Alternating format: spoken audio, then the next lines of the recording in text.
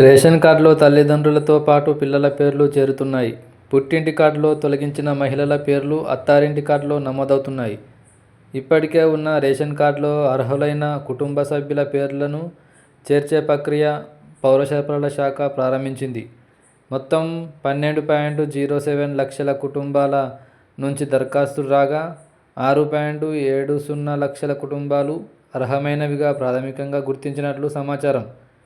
కొత్తగా 18.01 లక్షల మంది పేర్లు చేర్చాలని వినతులు రాగా వారిలో 11.50 లక్షల మందిని ప్రాథమికంగా అర్హులుగా గుర్తించారు.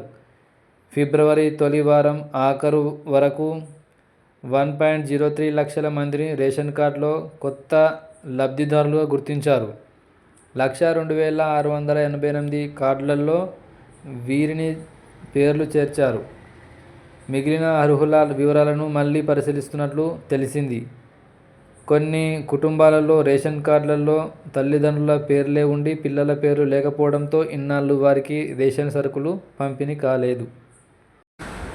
అనారోగ్య సమస్యలతో ఆసుపత్రిలో చేరిన రేషన్ కార్డులలో పేరు లేకపోవడంతో ఆరోగ్యశ్రీ పథకం అందలేదు. అర్హత ఉన్నప్పటికీ రేషన్ కార్డులో పేర్లు లేని వారు పాత కార్డులో అదనంగా కుటుంబ సభ్యుల పేర్లను చివరిసారిగా 2016లో చేర్చారు. ఆ తర్వాత మీ సేవ ద్వారా దరఖాస్తుని స్వీకరించినప్పటికీ ఇన్నేళ్లుగా వాటిని పరిశీలించలేదు.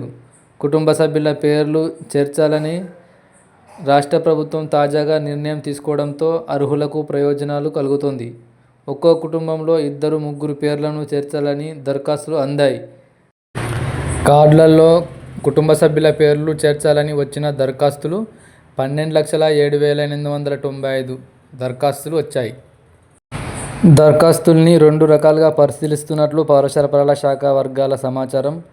తొలుత దరఖాస్తుదారుల్లోని ఆధార్ సంఖ్య సరిగ్గా ఉందా లేదా అన్నది చూస్తున్నారు.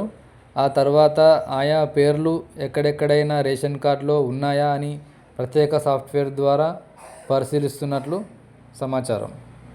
ఎస్వీ ఛానల్ని సబ్స్క్రైబ్ చేసుకోండి, లైక్ చేయండి, షేర్ చేయండి.